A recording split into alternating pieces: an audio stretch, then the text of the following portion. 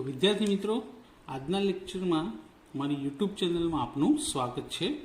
આજનો લેક્ચર છે આપણો ધોરણ 9 ગણિત, ચેપ્ટર નંબર 11 પૃષ્ઠફળ અને ઘનફળના સ્વાધ્યાય 11.1નો આજે 7મો અને 8મો દાખલો આપણે ગણીશું.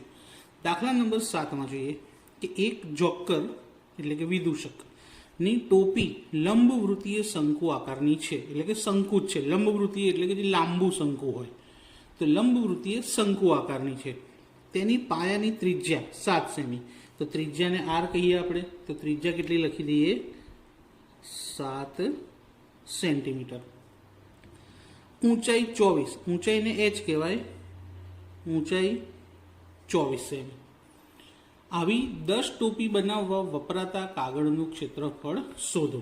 હવે ટોપી બનાવવા માટે જે કાગળ વપરાય એના માટે આપણે વક્ર સપાટીનું ક્ષેત્રફળ શોધવું પડશે.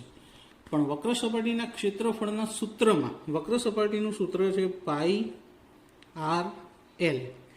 પાઈની કિંમત આપણને ખબર છે 22 સપ્તમાંશ. આર એટલે કે ત્રિજ્યા પણ ખબર છે 7 સેમી, પણ એલ એટલે ત્રાસી ઊંચાઈ ખબર નથી. તે શોધી લઈએ પહેલા. તો એલ સ્ક્વેર બરાબર h નો સ્ક્વેર વત્તા r નો સ્ક્વેર. h કેટલા આપેલા છે? 24, તો 24 નો વર્ગ. r કેટલા છે? 7, તો 7 નો વર્ગ. 24 નો વર્ગ કરવા માટે 24 ગુણ્યા 24 એટલે 576, અને 7 નો વર્ગ 7 ગુણ્યા 7 49. હવે આ બંનેનું ટોટલ મારીએ તો સરવાળો કરીએ તો 625, જેને એલ સ્ક્વેર કહેવાય. માટે એલ બરાબર 625નું શું શોધવાનું? વર્ગમૂળ. 625નું વર્ગમૂળ આવશે 25. જોડે શું લખીશું? સેન્ટીમીટર, કારણ કે આપણો એકમ સેમી છે.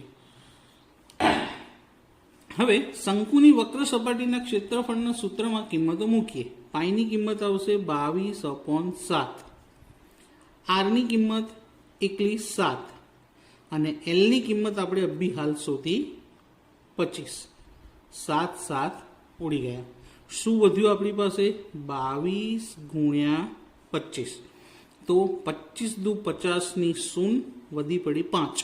25 દુ 50 અને 5 55, અને ક્ષેત્રફળ હોવાથી લખીશું સેમીનો સ્ક્વેર. તો 550 સેમી સ્ક્વેર. આ એક ટોપીનું ક્ષેત્રફળ મળ્યું આપણને, 550 સેમીનો સ્ક્વેર. કેટલી ટોપી બનાવવાની છે? 10 ટોપી. તો 10 ટોપીનું ક્ષેત્રફળ શોધવું હોય તો 10 ગુણ્યા 550 એટલે કે 5500 સેમી સ્ક્વેર. હવે આન્સર લખી દઈએ કે 10 ટોપી બનાવવા, 10 ટોપી બનાવવા વપરાતા કાગળનું ક્ષેત્રફળ બરાબર 5500 સેન્ટીમીટરનો સ્ક્વેર. હવે દાખલા નંબર 8 જોઈએ. દાખલા નંબર 8માં શું કીધું કે એક બસ સ્ટોપને રોડના બાકીના ભાગથી જુદો પાડવા ફરી ઉપયોગમાં લઈ શકાય તેવા કાર્ડબોર્ડથી 50 પોલા શંકુ બનાવેલા છે. પ્રત્યેક શંકુના પાયાનો વ્યાસ 40 સેમી. તો વ્યાસને શું કહેવાય? ડી. કેટલો છે? 40 સેન્ટીમીટર. ઊંચાઈ 1 મીટર. તો ઊંચાઈમાં 1 મીટર. હવે વ્યાસ આવ્યો એટલે ત્રિજ્યા શોધી લેવાશે કે ત્રિજ્યા આર બરાબર ડી છેદમાં 2. ડીની કિંમત કેટલી? 40/2. છેદ ઉડાડી દઈએ તો કેટલા આવશે? 20 સેમી. હવે ઊંચાઈ મીટરમાં અને ત્રિજ્યા સેન્ટીમીટરમાં બંને એકમ સરખા હોવા જોઈએ. તો અહીં મીટર અને અહીં સેન્ટીમીટર. તો મીટરમાં ફેરવવું કે સેમીમાં ફેરવવું એ રકમ જોઈને નક્કી કરીએ. જુઓ કે જો પ્રત્યેક શંકુને બહારના ભાગે રંગવાનો ખર્ચ કરવાનો, એટલે કે વક્ર સપાટી રંગવાની છે, 1 મીટર સ્ક્વેરના 12 રૂપિયા. તો અહીંયા ભાવ મીટરનો આપ્યો, તો આ સેન્ટીમીટરને મીટરમાં ફેરવવા પડશે. તો સેન્ટીમીટરને મીટરમાં ફેરવવા હોય તો 100 વડે ભાગી દઈએ તો 0.2 મીટર. સેન્ટીમીટરમાંથી શેમાં ફેરવાઈ ગયા? 0.2 મીટર. કેવી રીતે? ફરી 20 સેમી છેદમાં 100. એક શૂન્ય ઉડી ગઈ.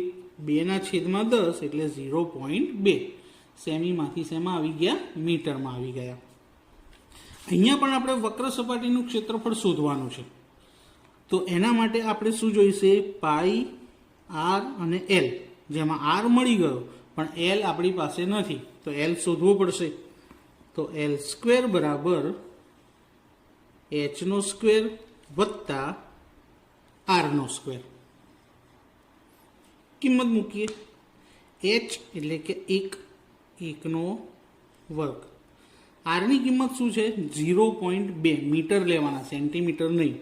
તો 0.2નો વર્ગ. 1નો વર્ગ શું થશે? 1 જ. 0.2નો વર્ગ કરીએ તો 2નો વર્ગ 4 થઈ જાય. અને પોઈન્ટ પછી એક આંકડો હોય તો વર્ગ કરીએ તો પોઈન્ટ પછી 2 આંકડા આવવા જોઈએ, ડબલ થઈ જાય. એક આંકડો તો તેને ડબલ 2 અંક થવા જોઈએ. જો પોઈન્ટ પછી 2 અંક હોય અને વર્ગ કરીએ તો 4 અંક થઈ જવા જોઈએ.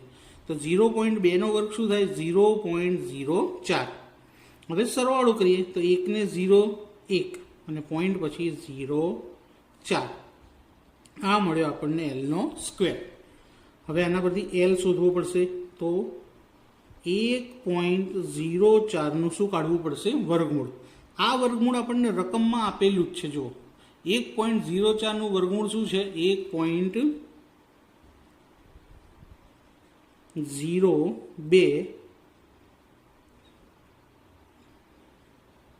મીટર.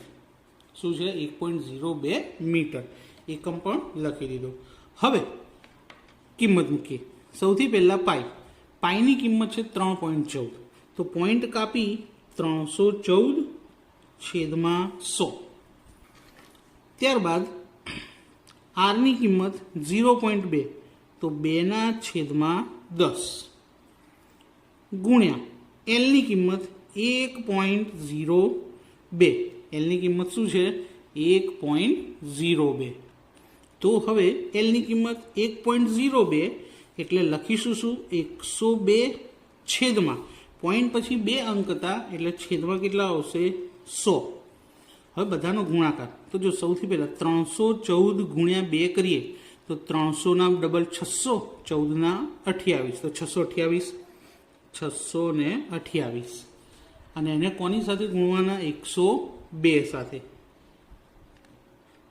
સૌથી પહેલાં તો એકમ અને દશકની શૂન્ય.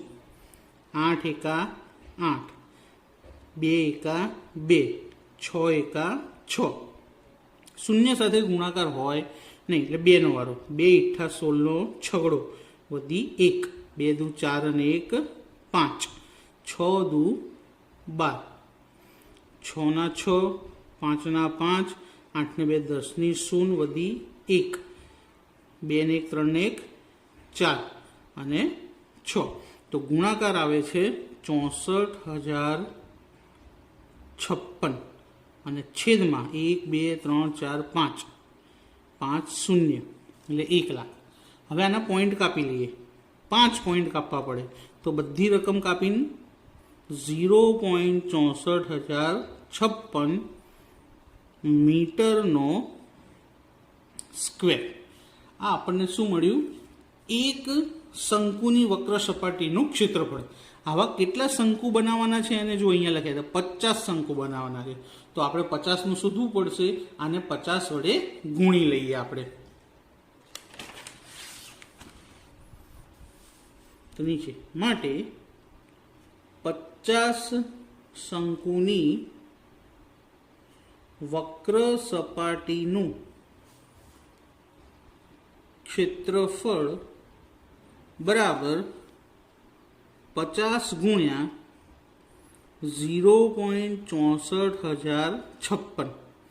હવે આ બંનેનો ગુણાકાર કરતી વખતે આપણે પોઈન્ટ મૂકીશું નહીં. તો 64,056 ગુણ્યા 50. સૌથી પહેલાં તો એકમની શૂન્ય. 5 6 30ની શૂન્ય વધી પડી 3. પાયો પાયો 25, 25 અને 3 28નો આંઠડો, વધી 2, 2 ના 2 નીચે કારણ કે 0 હતા, 5 ચોક 20ની શૂન, વધી પડી 2, 5 છંગ 30 અને 2 32. તો ગુણાકાર આવ્યો અને કેટલા પોઈન્ટ કાપવાના છે? 1 2 3 4 5. તો 1 2 3 4 5 પોઈન્ટ કાપીએ તો અહીંયા પોઈન્ટ આવશે, છેલ્લી 2 શૂન લખાય નહીં. તો 32.028, 32.028 મીટર સ્ક્વેર. કેટલા? 50 શંકુની વક્ર સપાટીનું ક્ષેત્રફળ. હવે આને રંગવાનું છે તો લખીએ કે 1 મીટર સ્ક્વેર રંગવાનો ખર્ચ બરાબર 12 રૂપિયા છે. રકમમાં આપણે જોયો હતો તેમ છતાં ફરી એકવાર દેખાડી દઈએ. તો 1 મીટર સ્ક્વેરના 12 રૂપિયા લેખે રંગકામ કરવાનું છે. તો બધા શંકુ રંગવાનો કુલ ખર્ચ શોધવાનો છે. તો 1 મીટર સ્ક્વેર રંગવાનો ખર્ચ 12 રૂપિયા. તો આપણી પાસે કેટલા મીટર સ્ક્વેર છે? 32.028, 32.028 મીટર સ્ક્વેર રંગવાનો ખર્ચ બરાબર કેટલો? તો આ 32.028 ગુણ્યા કેટલા કરવા પડશે? 12.